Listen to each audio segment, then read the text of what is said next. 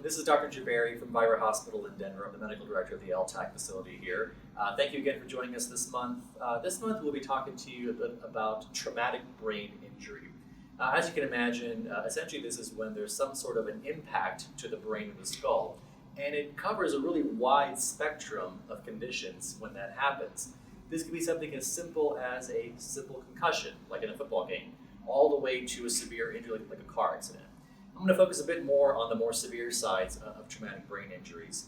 They're a very difficult condition to treat after a severe injury like this, and I think one of the most difficult parts of it is that with regards to the severity of the injury, that really is a mystery as far as what the patient's new normal is going to be like after an injury.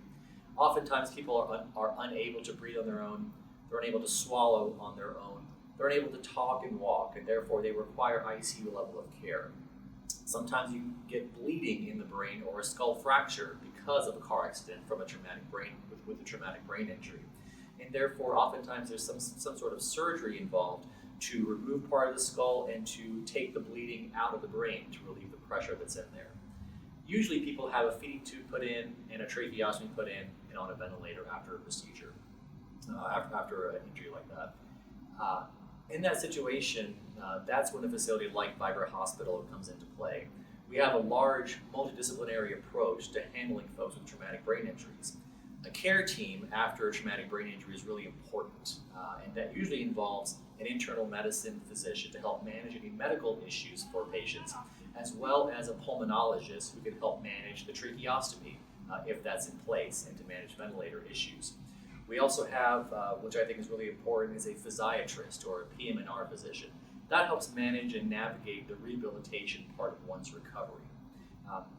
Beyond that, usually with a traumatic brain injury, oftentimes people have seizures because of brain damage that's happened during this impact, and for that reason, we usually have neurology involved as well. Physical therapy, occupational therapy, respiratory therapy obviously are involved, as well as speech pathology. Speech pathology has a huge role in this, not only for swallowing, but also to help cognitive issues, to help people remember how to think again, essentially. It's a very difficult time, as explained.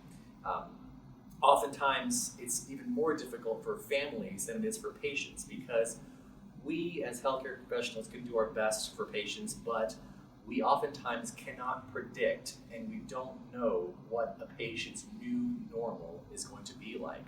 Are they going to be the same person after having a brain injury? Oftentimes their personalities are different. They can't take care of themselves. Will they require long-term care? Will they be able to live independently? Sometimes people are impulsive after an injury like that. So it usually takes about the first month to see the biggest gains after a traumatic brain injury, but it can take up to a full year to really know the full extent of the injury and the full extent of one's recovery. But after about a year, that's when people usually level out and will know kind of what their new normal is going to be like. A facility like Vibra or wherever really needs to focus on multiple different areas of treatment for patients that have gone through traumatic brain injuries, as discussed, all the way from the medical side to the pharmaceutical side to the rehabilitation side. Thank you very much for your time. Until next month.